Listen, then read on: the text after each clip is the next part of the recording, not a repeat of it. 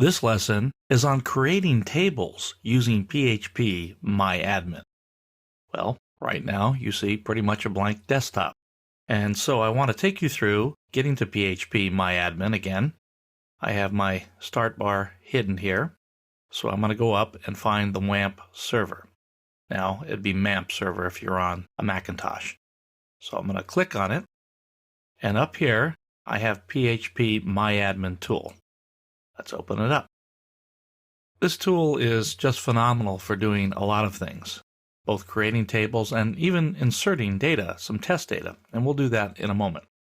We have a list of our databases here, and one of the ones that came with phpMyAdmin was test, so I just worked with that. Now, in the past, in our lessons, we've seen author, book, book author, and the publisher table. These other two tables I've created earlier, the city table that was used to populate the drop-down, the select option list, and the valid users table that we used to validate a user and when we made the login form. We're going to need two more tables when we get to the next assignment. The next assignment is going to pretty much be taking assignment 4, which looked at files for all its information, and instead ripping all of that out and using a database. So we're going to need two more tables. We're going to need a realtor table to hold the realtors and a home table to hold the information about the homes. I'm just going to deal with the realtor table here and let you learn from this experience, and you can build the home table yourself. So there's a button over here, Create Table, to get started. So I'll click on that.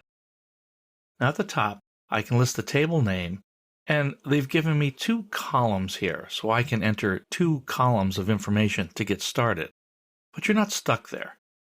Now you can go ahead and put the table name in here, which I'm just going to call Realtor.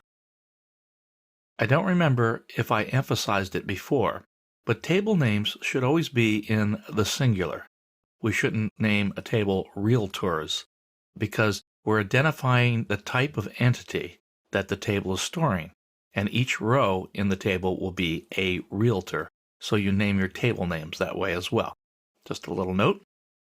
So one of the first things we do when we get into databases is we have to decide what we're going to use as a primary key. We're creating a table. You can make an artificial primary key, which is just a number. And in fact, you can make it so this number will be automatically incremented every time a new row is inserted into the table. And this essentially takes the place of what you might see in an Excel spreadsheet where the rows are numbered along the left-hand side. And so it ensures that each row is unique no matter what. Now you have to be careful when you use this, that if you have something else that you really don't want duplicated, that you don't let it be duplicated, because by moving away from a natural key like Social Security number and moving to an artificial key like Realtor ID, that's just numeric, you open a little bit of a window for creating unintentional duplicates. That can be managed by creating unique indexes on columns that you don't want to see the value repeated. But right here, I'm going to put in Realtor ID. Put an underscore there. I'm going to let it be a type integer. And when it's an int, you don't have to specify a length.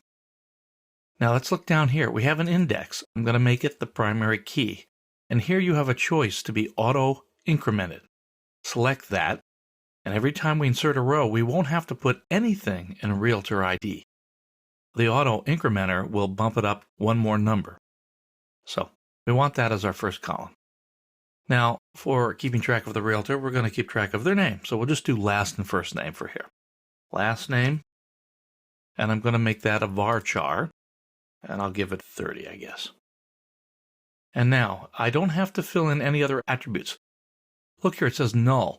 If I check this, it says that nulls are allowed. Well, I don't want to have nulls allowed for the last name. I want the realtor to have a name. And I don't need to fill in anything else. I'll go ahead and pick MyISAM here. That's a storage engine. And then I hit the word save. So it created the table. Well, we're not done yet, though. I'm going to click on the realtor table. We can see already we have a structure, the realtor ID. It puts int 11 there, auto-incremented, and the last name. But I'm going to look at this and I'm going to add columns to the table. Now you can add them in various places in between things, but by default it goes to @end of table. And that's what I want right now. I could do it at beginning of table, or I could do it after a certain column name if I really wanted to. But I'm going to leave it with a default choice at end of table. So I want to add the first name, phone number, email, and an image file.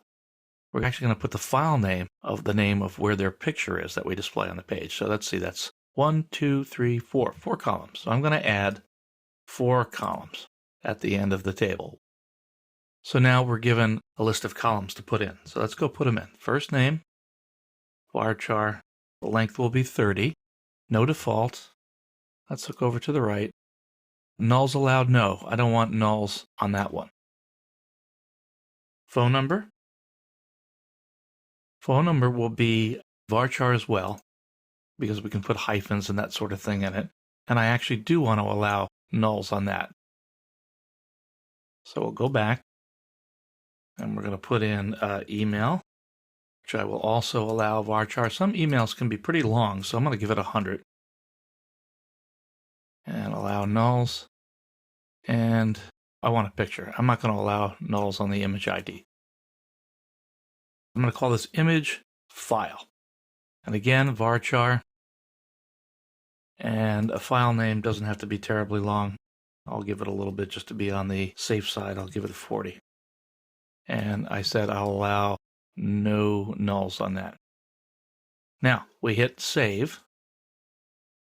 And it changed the table for us, so put everything in there. So now we have the table basic structure. I'm going to show you how to get the structure of this table in a moment. We're going to go in and we're going to export it so we can see the entire table structure. But I'm going to end this presentation here and pick up in the next presentation where we use phpMyAdmin to insert data.